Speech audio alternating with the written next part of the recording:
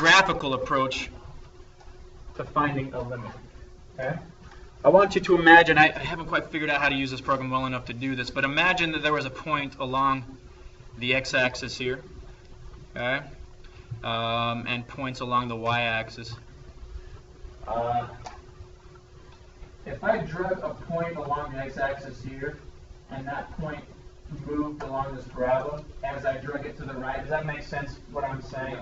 If I had some kind of a point along the x-axis and a point directly above it on the parabola, if I drug that point on the x-axis closer and closer to 1, what would happen to that corresponding point on the parabola? It would get closer and closer to what? A. If I got very, very, very, very, very close to 1 on the x-axis, where would that point be on the parabola? Very, very close to A, right? What if I skipped over 1 and came at it at the other side? What if I had this point like in between 1 and 2 and I was dragging it to the left, closer and closer to 1, and there was a point directly above it on the parabola? What would happen to that point as I drug it closer and closer to 1? We get closer and closer to point A, right? No matter what direction I'm approaching on the x-axis, I'm approaching the same value on the actual graph. Does that make sense? That's what's called the limit. You would say as x approaches 1, what does f of x approach? As x approaches 1, what do I mean by f of x? What is f of x? A function, right? So as I say, as x approaches 1, f of x approaches. Okay, right, but what is the f of x value at A? 4. You follow? As x approaches 1, f of x would approach 4. Does it matter which direction I approach 1 from? If I approach it from the right or from the left, f of x is approaching 4. That's the idea of a limit. As one value approaches something, a second value has to approach the same value from either side of that first value. Okay? And I wish I could make this a little more dynamic on this software. I got to figure out how to use it a little better. But that would be the idea of a graphical approach. I want you guys to type this equation into your graphing calculator. Type it in. Go into y equals calculator. So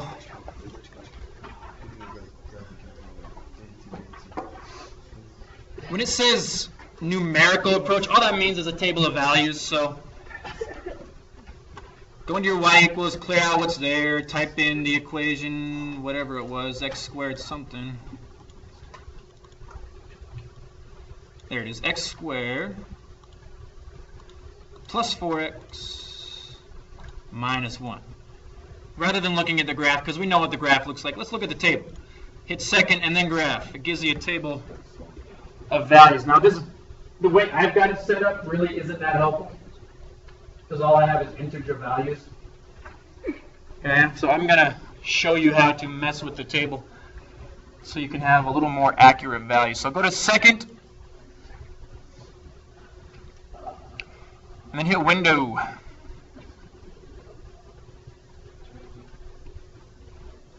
Hit second and then window. This is called the table setup menu. A couple of things on here that you need to know about. Table start, that's just the very, very first exercise it's going to start with. This is the one in particular. Delta, that little triangle. You see what mine's set at? Do you remember what I told you delta meant? Change. So if I start at -1 and it's set at a delta value of 1, what does that mean is going to happen? It's going to change only using integer values. That's not real useful, at least for this problem. In most cases it is, but I'm going to change this to point, I don't know, 0, 0. Let's do real small value, 0, 0, 1. And let's do a table start value of 0. Because I still want to see what happens to the graph as we approach 1. So let's see what that changes on the table. Second graph. There we go. It's going to take quite a bit to get down to, you can, but I'll show you what we can do. If I continue to scroll down, you guys, try to follow along with this. If I continue to scroll down, the x values are eventually going to approach what number? If I continue to scroll down. They're going to continue to approach 1, right? So we can say here, as x approaches 1, what's f of x going to approach? That's what we need to figure out here. So rather than just scrolling down, this is going to take a while to scroll down.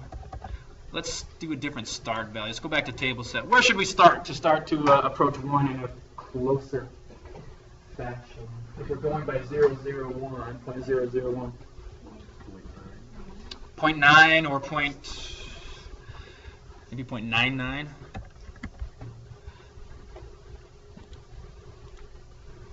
There we go. Now we're a little bit closer to 1. If I scroll down, what are my x values approaching? What are my y values approaching? But what side, if you're thinking about a left side and a right side, what side am I approaching 1 from in terms of x values? Am I approaching 1 from the left side or from the right side? Left side. I'm approaching 1 from the left side, and y is approaching 4. What if I went over and approached 1 from the right side? What if I got closer and closer to 1 from the right side? So now I'm decreasing small increments as I get to 1. What's f of x approaching from the right side? 4. Does it matter what side you get to it from? No. That's how you can tell if a limit exists. No matter if you go from the left or from the right, if f of x approaches the same value, that's called a limit that exists. You guys following? We've seen a numerical approach. We've seen a graphical approach. That's really all it is in terms of those two methods. Okay. Let's take a look at a strange one, though. Go back to your notes. Here's a function for which we have to determine the limit.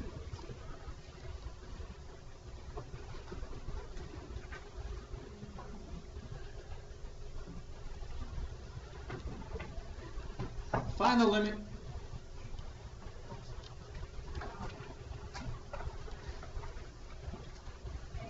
graphically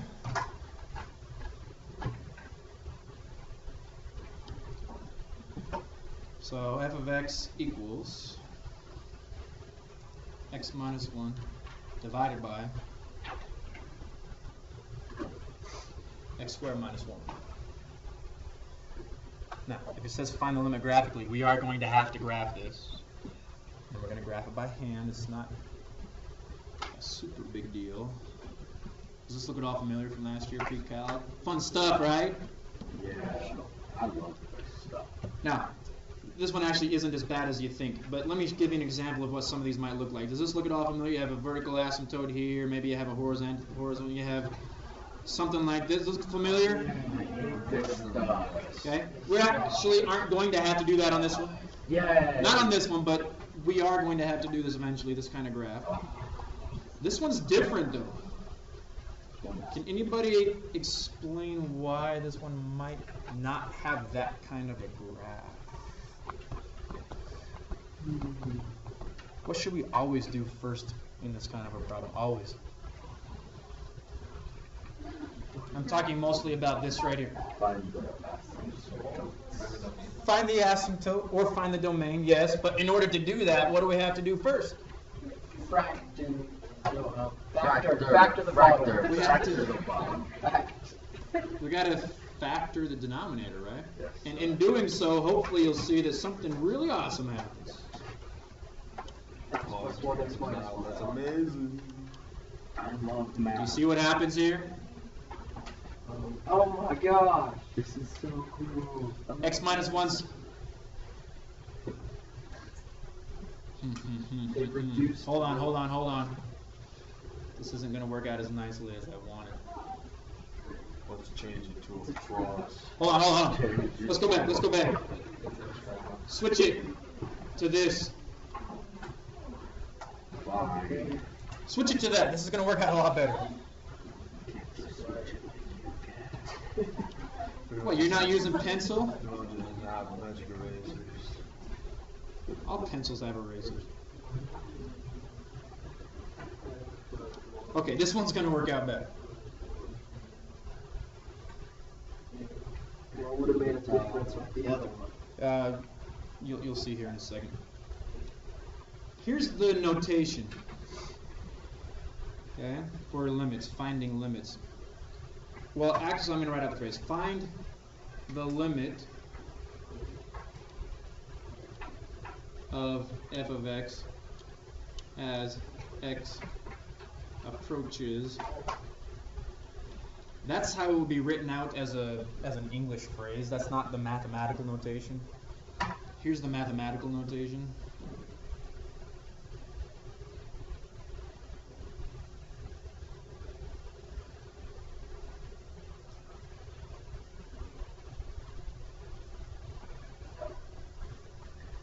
Okay.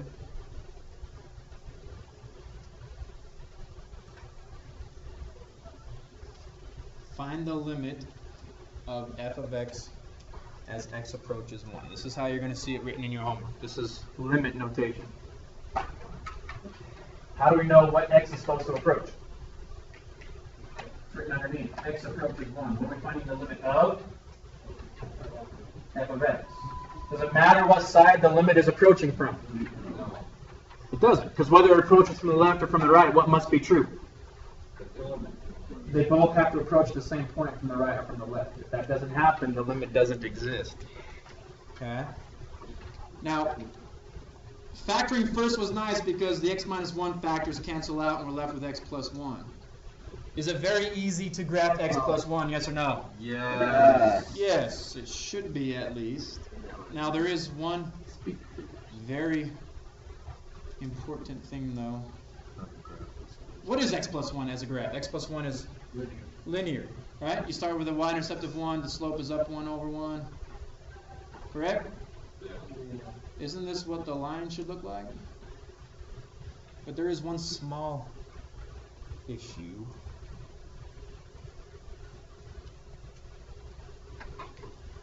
Was the function originally x plus 1 to begin with? No. What was the original function? X squared minus 1x. So what can't x equal? X cannot equal 1. And it's still true, even though we simplified, it's still true that x cannot equal 1. So, what does that mean? Rather than just a straight line that's continuous everywhere, there's actually a little hole right there at x equals 1.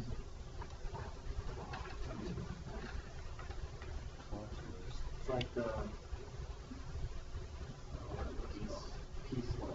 It's kind of like, it's in a way, yeah, it's kind of like a piecewise function. Yeah? We're actually going to see some of those today. But that's the graph. It is linear with one exception, that point 1, 2 doesn't exist, because it would make the original expression undefined. Okay? You guys need to understand this and listen very closely. The existence of a particular point doesn't affect the existence of a limit. F of x doesn't have to exist at a certain point. Okay? Here's what I mean. If we're considering if x is approaching 1 on the x-axis, and then on the y-axis, aren't those points getting closer and closer and closer to that open circle right there? Yeah. What about as I come over? If I come to it from the other side, as x approaches 1 from this side, aren't the function values getting closer and closer to the exact same spot, even though it doesn't exist? Aren't they both going to the same spot? Yeah.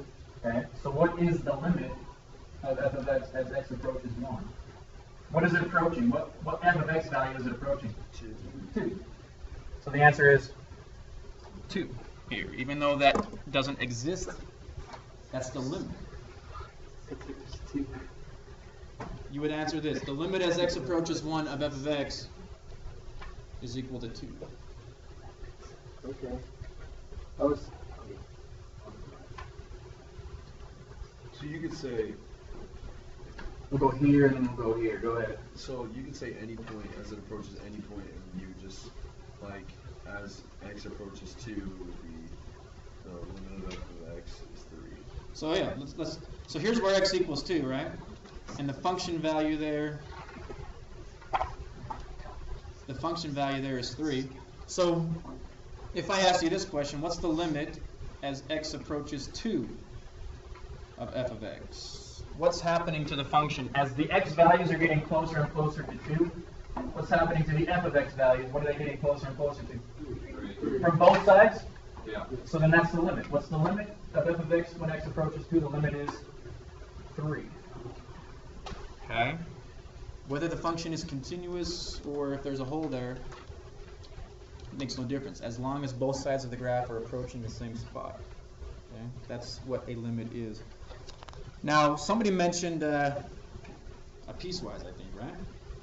Let's take a look. This is limits that fail to exist.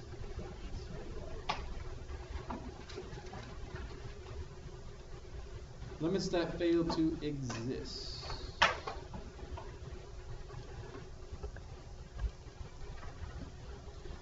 This is kind of a simple piecewise function. We'll get one to it's a little more complicated, but evaluate graphically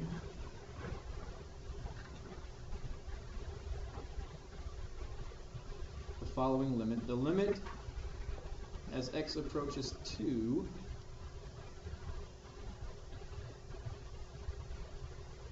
of the function f of x if f of x equals the following function.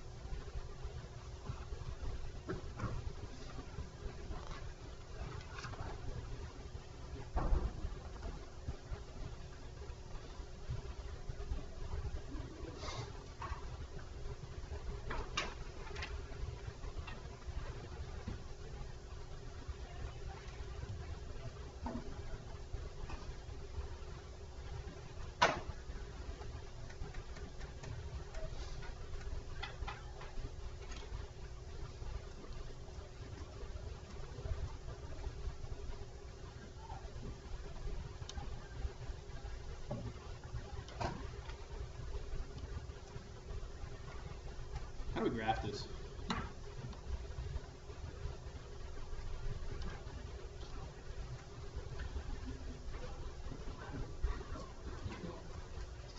little confused.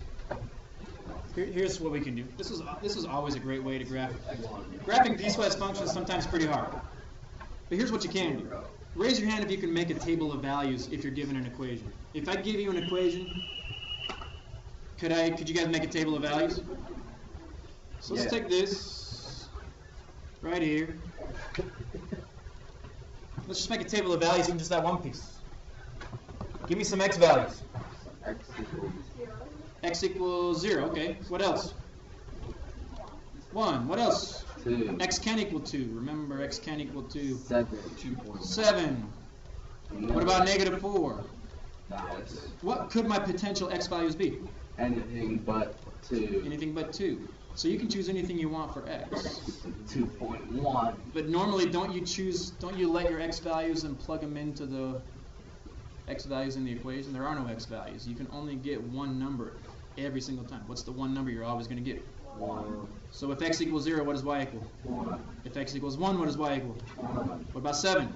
1. Negative 4? 1. Okay, so let's plot these points. We have 0, 1. We have 1, 1. We have 7, 1 all the way over here. We have negative 4, 1 all the way over here. What kind of a line is that? It's a horizontal line. Is it just like this, a straight, continuous, horizontal line all the way across? No. It's not? There's this other piece right here. There's this piece right here. Now, this is going to be a very, very, very small table because you only get one x value. What's the one x value you get? X can only equal 2 in this piece. And if x does equal 2, y equals 0. So this red line I've drawn is actually a little inaccurate. We have to have a hole right here at x equals 2. And the point becomes 2, 0. And there's an open circle.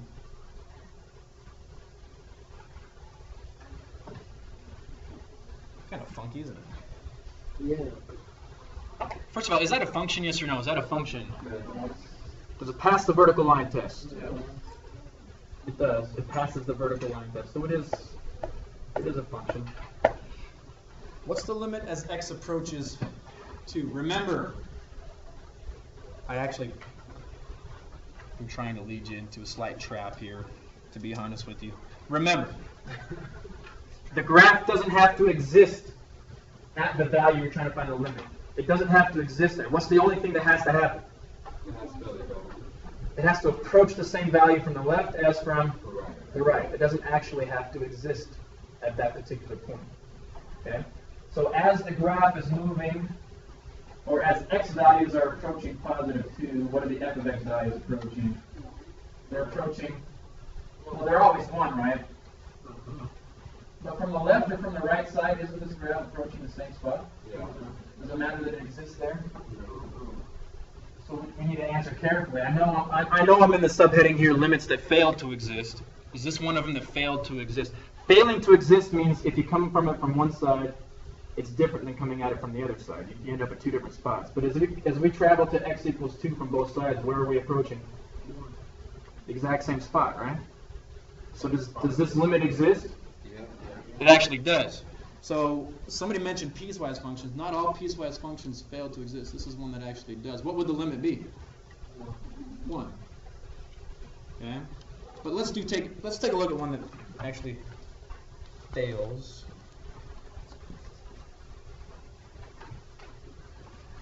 Part B. Find the limit as x approaches -1 of f of x.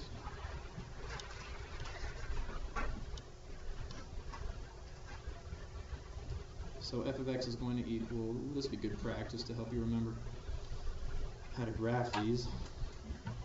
X minus 1 for all values x less than or equal to -1.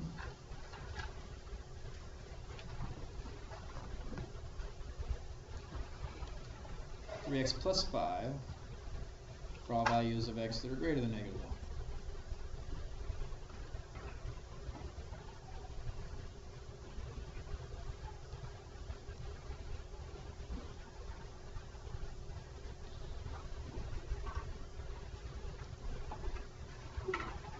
Again, not to spend too much time on this because I want to have time to get to some other stuff. That method I just showed you really is a great way to do it. When you're graphing a piecewise function, just take one piece at a time and make a quick little table of values for it. This piece right here, for example, x minus 1. If we plotted a quick xy chart for it, give me some x values to use for just that top piece. -1 will work. What else will work? What about 10 or 12 or 50? Can't use any of those because x has to be less than -1. So -2 will work. -1 or -2. Now you can plug them in because we actually have a spot for them to go. We have this x right here. If x is -1, then y is -2. If x is -2, then y is -3. There's 2 points you can plot. -1, -2. Open or close circle on -1, -2. How do we know? Less than or equal to it. It's inclusive. Okay, so we have -1 comma -2, and -2, -3. That piece of the function points down and to the left.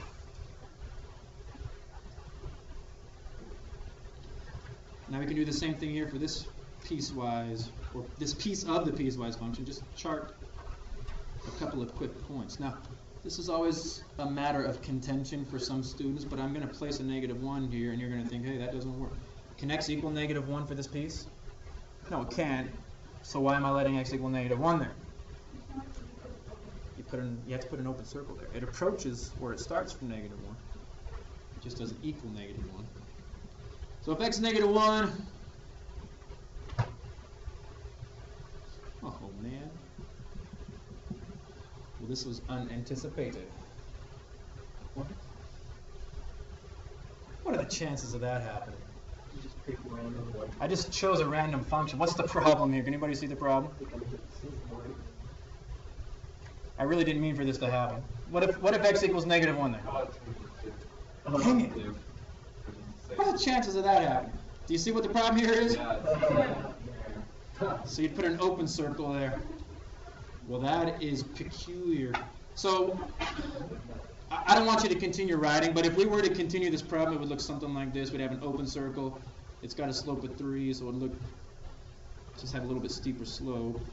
It would look something like that. Does the function exist as x approaches -1 from both sides? It actually does, and I didn't want it to. But doesn't the line turn out to be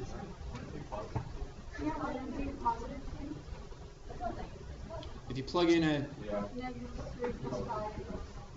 Oh, wait a minute.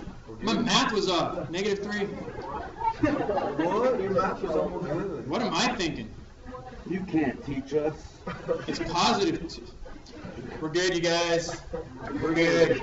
We're good. I was like, I grabbed it too. I grabbed it. We're good. I was. That's why I put an open circle there. Yeah. Okay, we are good. And then we have a slope of 3. There we go. Okay, good. This one fails to exist. So, as I'm approaching -1 from the left side, you guys, aren't my function values on this blue piece? Yeah. If I'm approaching -1 from the left, my function values are on the blue piece. But if I'm approaching -1 from the right side, where are the function values? On the black piece. Are they approaching the same f of x value when I'm coming from the left or from the right? No. So we wouldn't be able to find a limit here. We would say limit fails to exist. is there a math notation for that? Or? Nope. Limit fails to exist because the graph doesn't approach the same value on either side.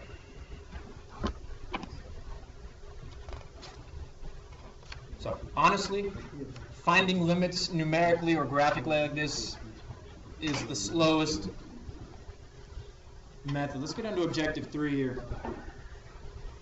Evaluate a limit using properties. This is going to be the quickest way to evaluate limits. Properties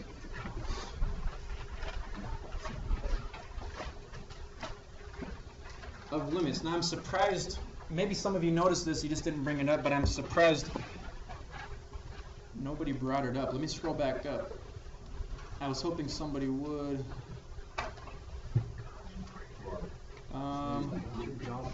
Not for that one, for this one here. Remember this one? Didn't we decide the limit as x approaches 1 is equal to 4? Mm-hmm. Well, could we have found that same answer without having seen the graph or the table of values with just the equation? If all I gave you was the equation and said find the limit, could we have done that?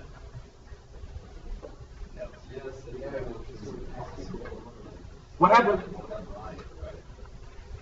Okay, first we have to figure out if it's approached it.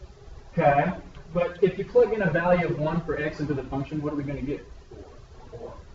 4. That's called direct substitution. If the function is continuous, we're actually going to get into that into a later section. Continuous means you can trace your pencil over the entire function without lifting it up. Does that make sense? Like some of those ones we saw, didn't we have to kind of lift up our pencil and put it back down? Those are non-continuous. But if a function is continuous, aren't all parabolas continuous? If a function is continuous, you can evaluate a limit by direct substitution. What does that mean, direct substitution? Okay, if I plug in a 1 for x, what do we get for y? 4. And that's one of the properties of limits. There are a few others, but where are we? Properties of limits. These are some basic limits.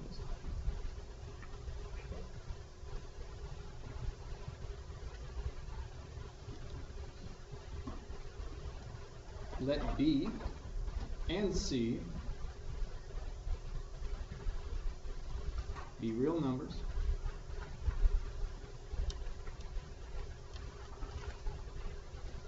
And let N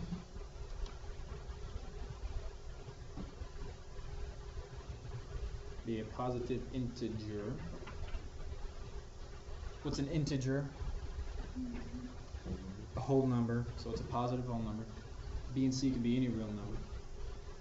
Here are 3 properties. Property 1,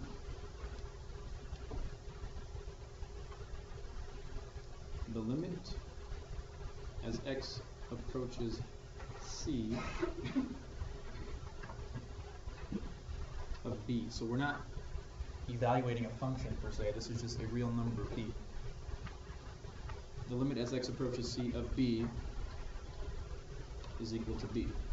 And I'll show you some examples of what these look like. Property 2, the limit as x approaches c of x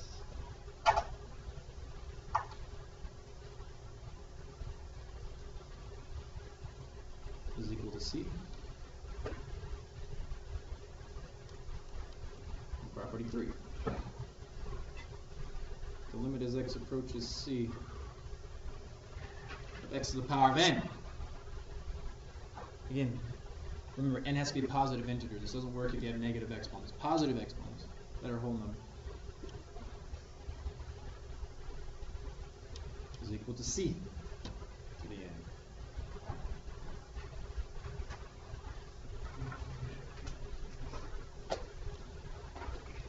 All right, quick examples. Evaluate using the properties.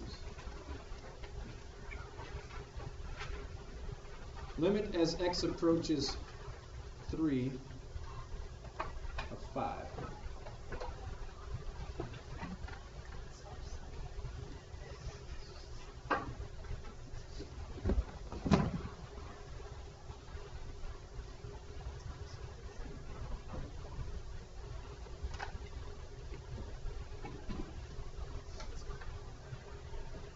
Can't really use direct substitution because there's nothing to substitute into. There's no x values. Use property 1 though. If you're taking the limit of a constant number, right? B is just a constant. Doesn't matter what you're approaching. If you're approaching anything, what's the answer always going to be? If you're taking the limit of a constant, it's going to be that same constant value. So the answer to this one is 5.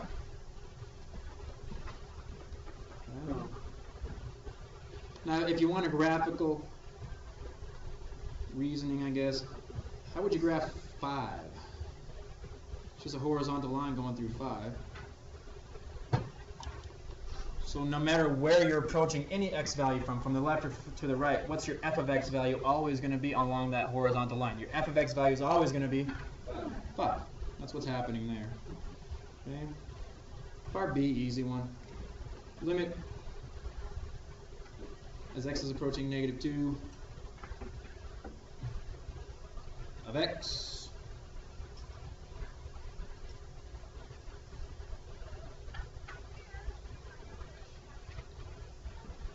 property 2 says what? You substitute the x value, -2, and you're going to get -2. Pretty easy stuff. And we're going to skip property 3. It's just a bunch of the same stuff. Here's some more properties. A few.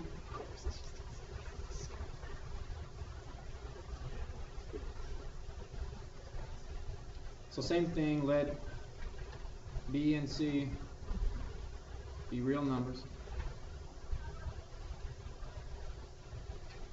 N is a positive integer. F and G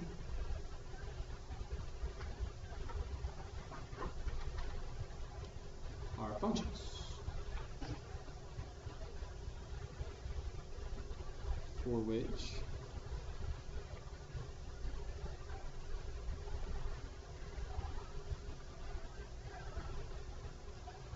the limit as x approaches c of f of x to L, and the limit as x approaches c g of x to k.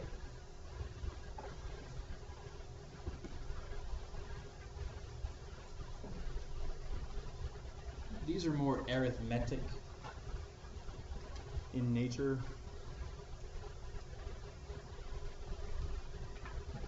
So here's one.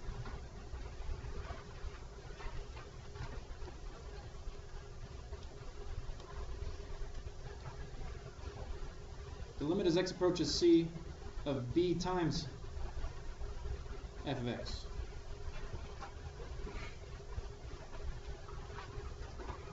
I'm sure you guys can come up with this. You're pretty clever. We know the limit of f of x. What's the limit of f of x? L. It equals L. So what do you think the limit of b times f of x is? B times L. B times L.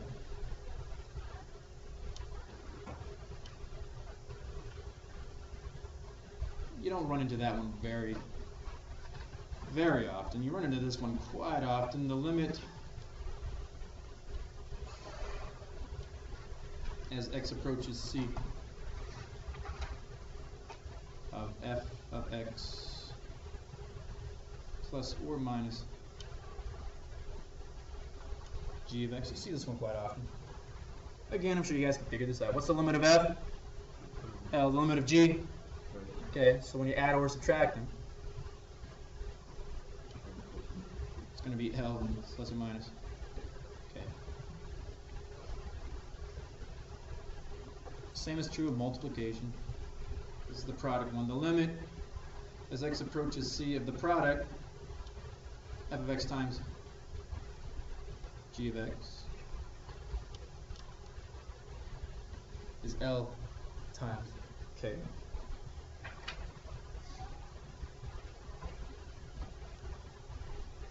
What are we missing? Yeah. L is the, if we were to evaluate the limit of f of x, it would approach L, so that's, L is, could be anything.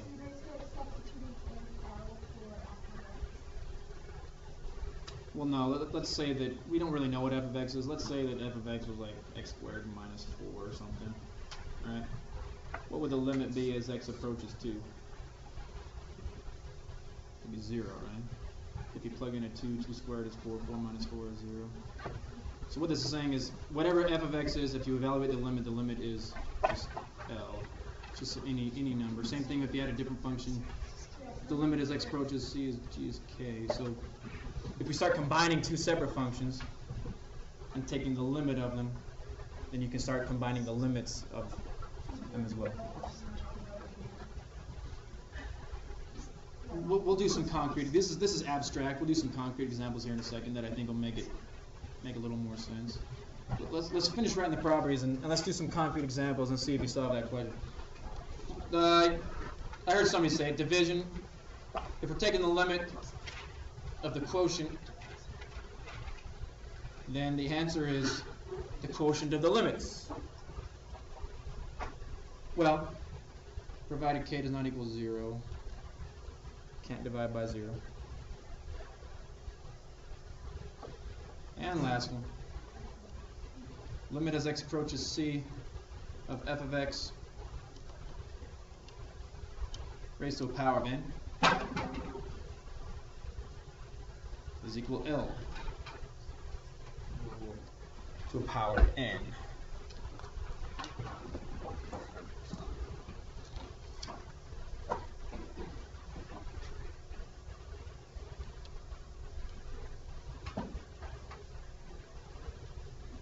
Let's just do some concrete examples rather than these abstract definitions. Now these are going to seem a little contrived, but just follow along to illustrate the properties here. Example, evaluate the limit as x approaches 2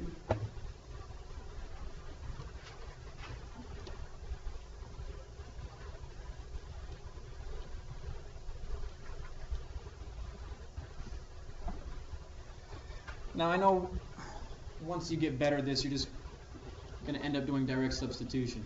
2 squared is 4, 4 times 2 is 8, 8 plus 3 is 11, right? The point here, though, is to try to apply one of these properties, okay?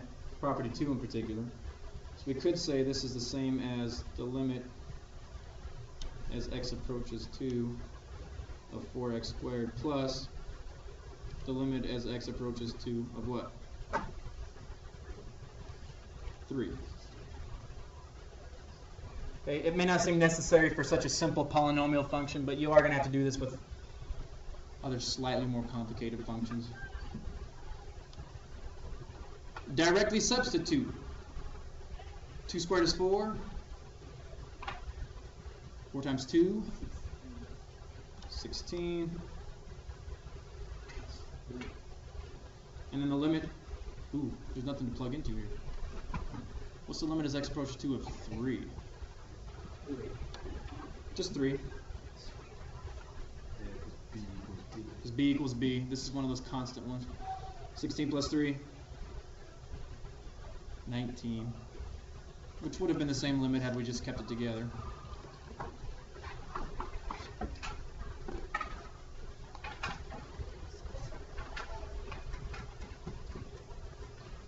Let's try one more, part B.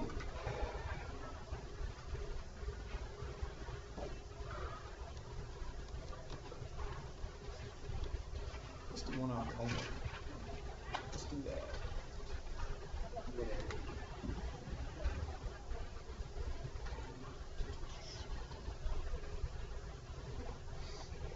Let's let f of x equal 2x minus 3.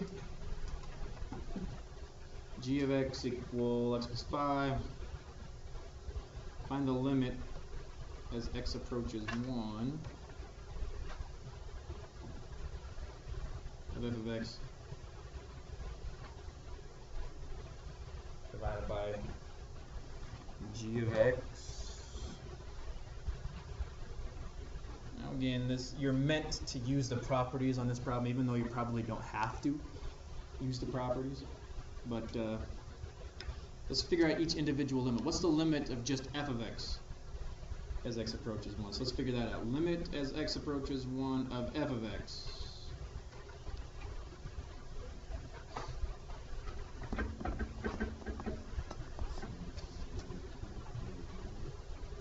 Plug in a 1 here for x. 2 times 1 is 2. 2 minus 3 is negative 1. Let's do the same thing for g. The limit as x approaches 1 of g of x.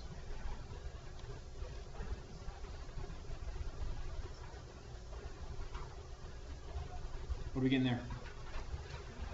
6. So the individual limits are negative 1 and positive 6 respectively. So if we're taking the limit of the quotient, f of x divided by g of x according to property 5 or something, no, property 4, the limit of the quotient of two functions is the same as the quotient of their individual limits. Quotient means divide, so take negative 1 divided by 6.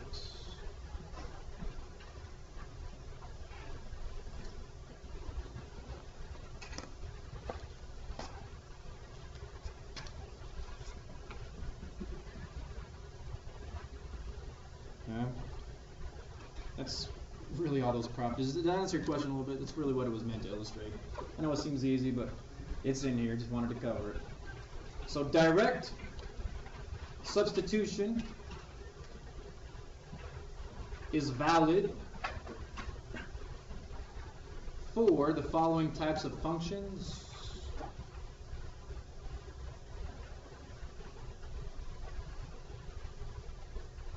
Let's say you're taking the limit as x approaches c of p of x.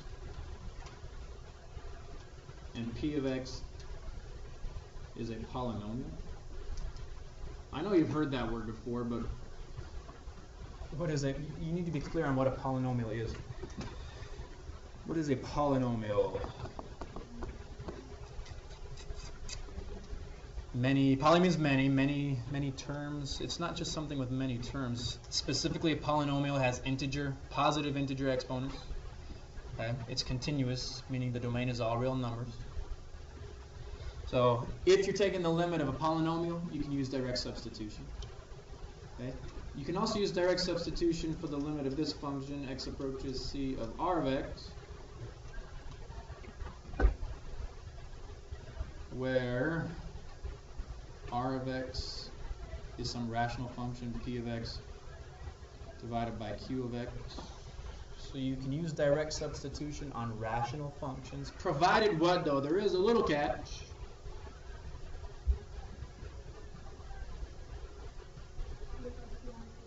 Yeah, we can't have, well, yeah, q of c can't equal 0. Okay? as long as, we'll write q of x. Q of x does not equal 0. So you got to make sure that you don't end up with some kind of an undefined rational expression. So rather than using the properties on this problem here, those properties I just showed you, let's consider the limit as x approaches 1 of x squared plus x plus 2 all over x plus 1. Rather than finding the individual limits of the numerator and then the denominator.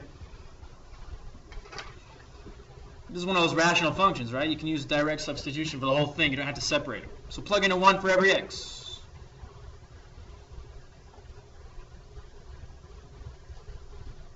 This one you can probably do in your head, I hope.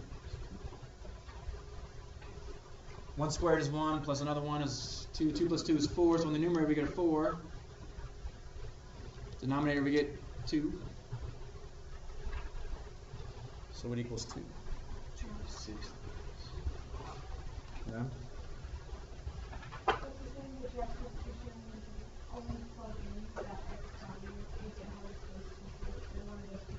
If it's a polynomial function or if it's a rational function, you can use direct substitution as long as when you plug in that value, you don't get 0. And we'll see what happens when you do get a 0. There are some things you can do. Now, there are a few other cases where direct substitution can work. The limit as x approaches c of the nth root of x.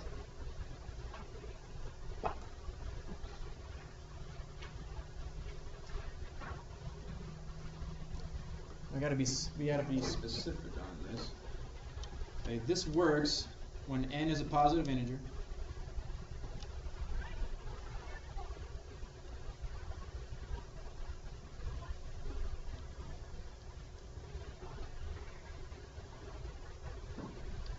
Okay. It works for all c if n is odd.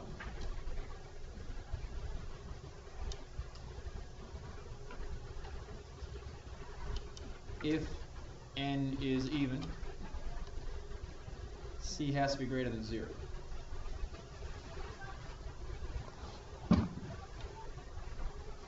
Again, some of these definitions, you're like, what the crap?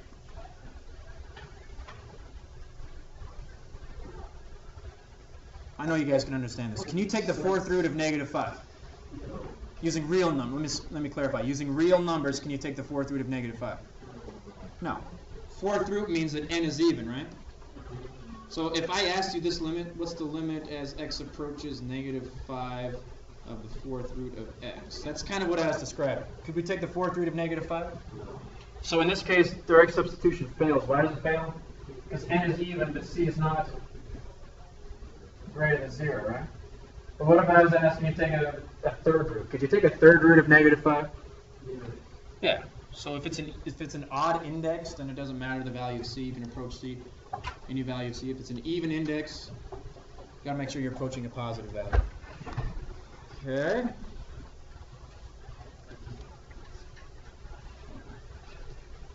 You guys need to stand up for a second. Stand up. This class, which ended up taking 5 minutes.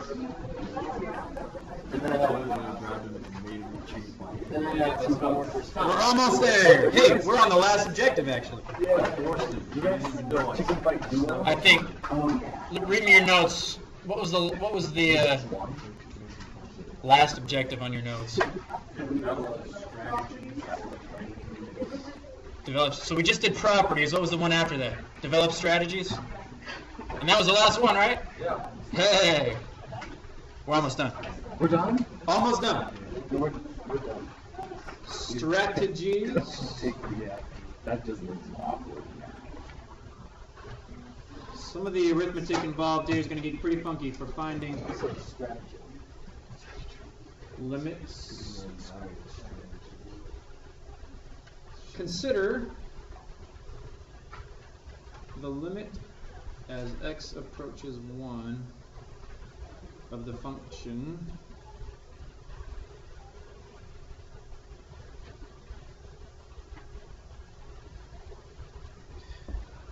So we just learned about a theorem that says if it's rational, you can use direct substitution with one exception.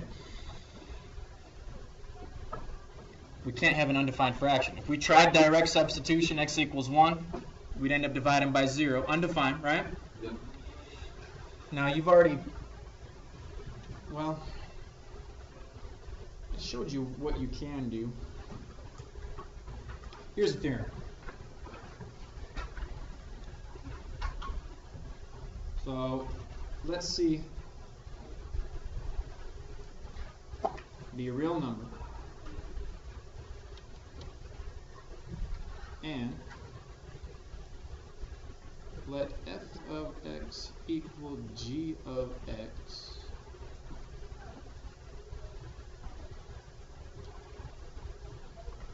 for all x not equal to c.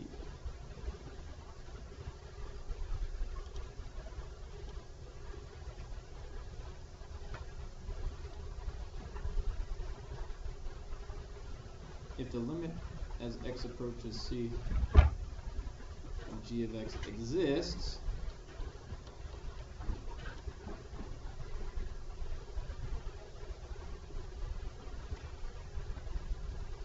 then the following was true. The limit as x approaches c of g of x is equal to the limit as x approaches c of f of x. It is really important at some point, and it doesn't have to be right now, but hopefully soon, you can start reading some of these mathematical definitions and say, okay, that makes sense. I know it's difficult sometimes.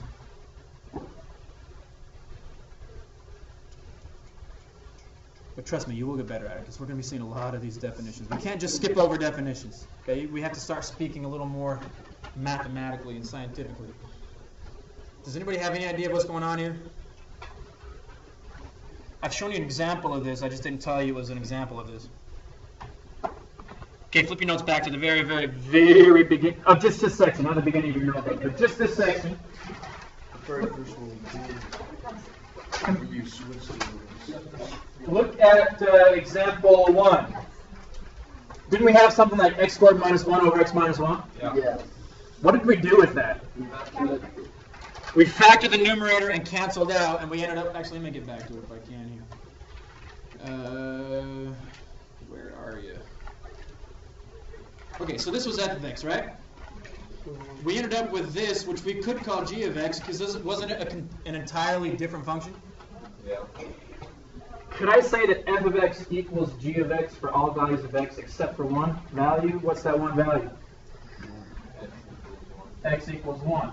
Okay, now I want you guys to really think about this in vision. What's the graph of x plus 1 look like? A linear function. It's continuous everywhere, right? What does the graph of this over here look like? Wasn't it the same exact as this one except for one difference? What was the one difference? There was a hole at x equals 1, but wasn't it a linear function pretty much with the hole there? So these two functions were exactly identical except at one point. What was that point? X equals 1. That's what this theorem is saying. You can have two identical functions that are exactly the same except at one point. You following so far? If you can find the limit of one of those functions that exists, that's the same as the limit of the original function, f of x. Okay? Here's how we can apply that to the problem we have.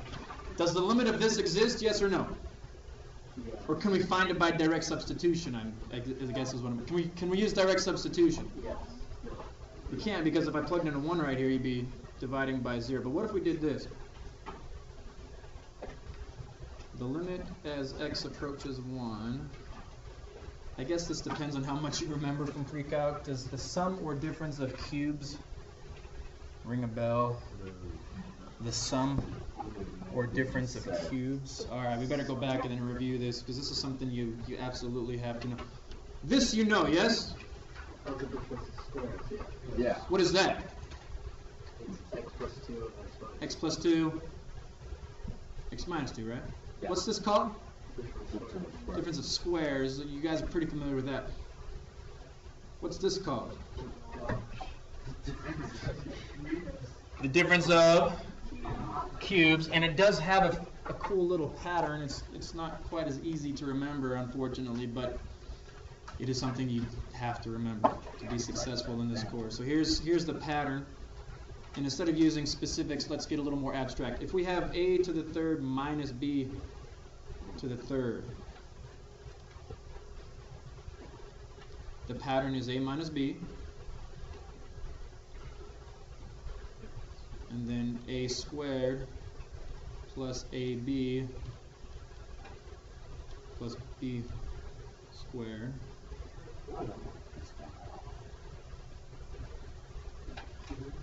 Now, notice I said, does anybody remember the sum or difference of cubes? What does that mean, the sum or difference? What does sum mean? Addition. This also works with addition. Could we have factored x squared plus 4? Yes. X squared plus 4 doesn't factor. X squared minus 4 does. Because that's why it's called the difference of squares, and only the difference of squares. But you could also have the sum of cubes and not just the difference. So let's do a cubed plus b cubed. I know memorization is not everybody's strong point. I understand that. And I don't usually say that just plain memorizing is the best. Recognize patterns. Can anybody see some kind of a pattern that would translate over into the sum of cubes formula? It's going to be a plus b. Then it's going to be a squared minus ab plus b squared. Trust me, if you can start to recognize patterns, yeah, plus b squared. If you can recognize patterns, memorizing things becomes a lot easier. So anyway, this is the sum or difference of cubes. So that one I just had, x to the third minus 8. What would that factor into? They're all plus b squares at the end, yep. X minus, careful, it's not 8. X minus 2. X squared minus 2x plus 4. Yep, exactly. That would be factoring using.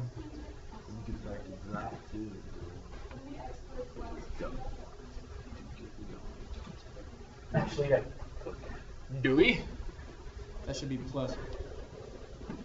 One thing that always happens is that this is never factorable. This remaining quadratic factor never. Did you guys all hear that? X squared plus 1 equals 4. That never fact. This will never fact. So it'll always have a linear factor and a quadratic factor that just stays. You can't factor it. Well, you can't factor it using real number factoring. So let's consider this one. X to the third minus 1. This is difference of cubes. What is it going to be?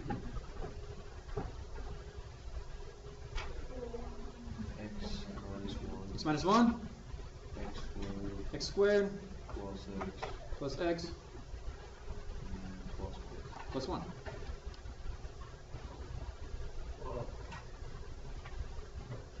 Do you see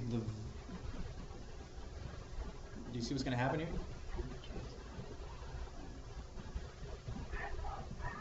X minus 1's canceled.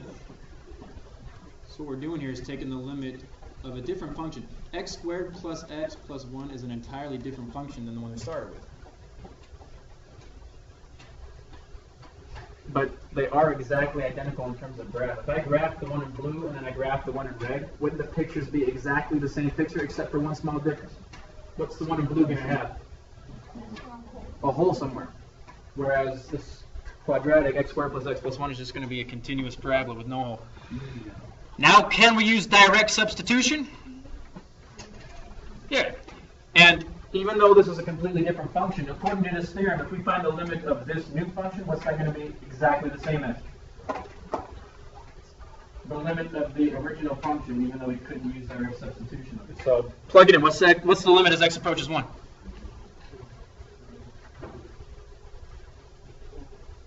Come on now. 3.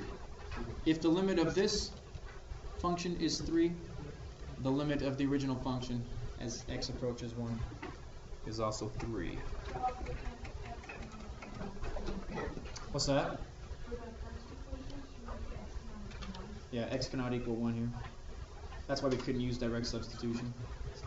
So we had to factor out.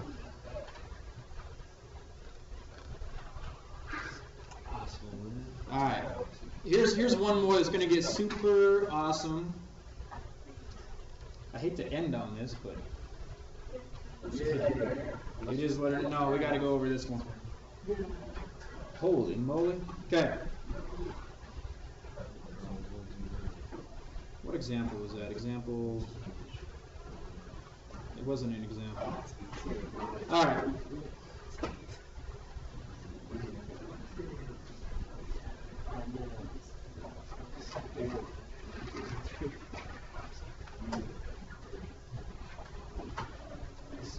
Yay, this is going to be awesome!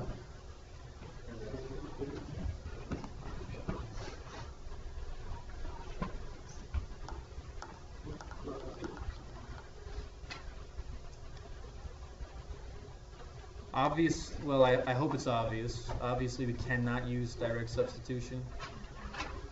Right? You know, you might not think it, but you do know what it is you need to do. Let me show you a completely different problem. This is something you need to back in pre-calc and even algebra 2.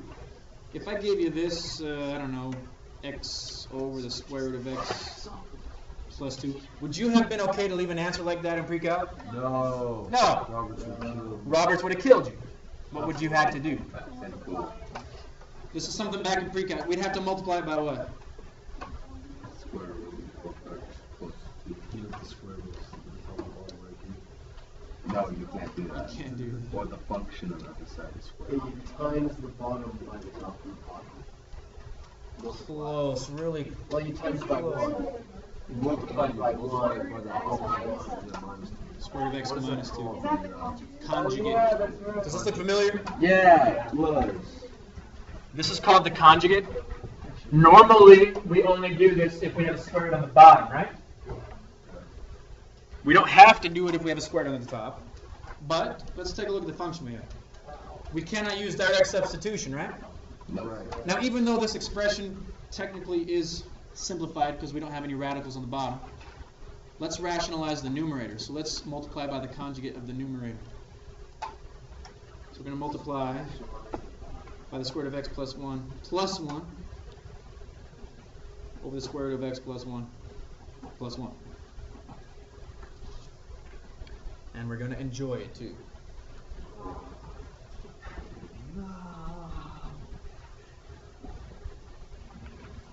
This is just one of those problems where you got to be a little careful with your arithmetic. This is going to be two binomials. This one here you just got to distribute pretty much.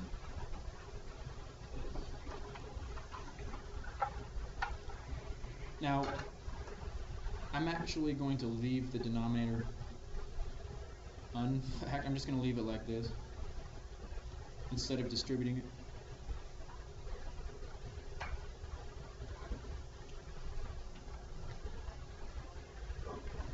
Holy cow, how are we going to do that numerator? Guess? Yes, you can use the FOIL method. Do you have to use the FOIL method? No. You cannot plug it into a calculator. You guys, I'm all about trying to make things easier. If there's an easier way, shouldn't we do this an easier way? Yeah. Here's what I mean. Let me show you something that you would have an easier time with. If I ask you to multiply this together, do you have to use the FOIL method, yes or no? No. This is the difference of squares, right? You know this is going to turn out to be what? X squared. Isn't that just the difference of squares pattern? Yeah. Now this is a slightly easier example, but consider what we're doing over here. Oh my God. Isn't that the difference of squares pattern? Wow. So, do you have to use the FOIL method? No. If you want to, you can. I wouldn't want to because it would be a little bit longer. What would be a shorter way? Put them together. You know how. Square root of x plus 1 squared.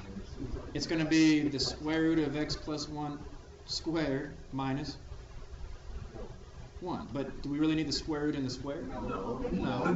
Those cancel out. The ones cancel out.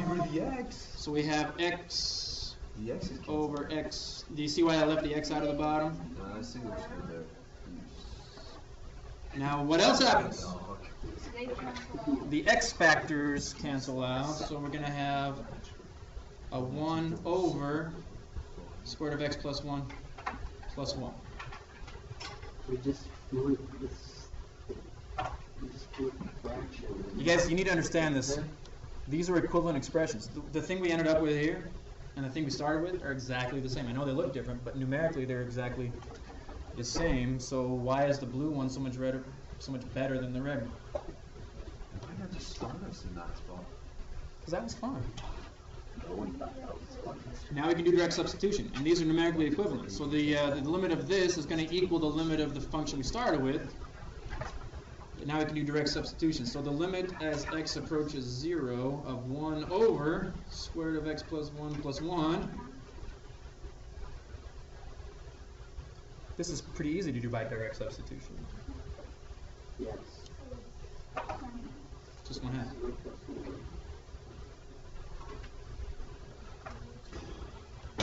Mind blown. So I guess to wrap this up, you guys, what was the subtopic we have just been talking about? This is objective 4. What was objective 4? Strategies. Let's talk about strategies. We need to wrap this up into a nice bow. What happens if direct substitution fails? Then you have to do that. You got to change the equation. So think about the two methods we used. What was the first method we used? We factored out a common factor, right? And then we simplified. That's method 1. You can factor out common factors. Method 2 here. What's this called? This process here? Multiplying by the conjugate. It's called rationalizing. Okay? So direct substitution doesn't always work. If it doesn't work, you can try factoring out a common factor. You can try rationalizing, okay, to get it into a method that works. Now, in case you're wondering, I don't know if any of you have wondered, who started, just be honest, who started the homework? Okay, some of your problems, you'll notice that I haven't assigned yet, involve trigonometry, sine, cosine, tangent. Okay, we're purposely skipping over these in Unit 1. Unit 2 is going to be the same chapters, Chapter 1.1, 1.3, 1.4, but we're going to go back and do all the trig problems. We're going to have to do all this stuff with sine, cosine, and tangent, which is fun. And it will be like I did. So we are going to have to use some identities from trig. Best unit ever. I figured it would be best to skip over that right now just to get the ball rolling a little bit. And so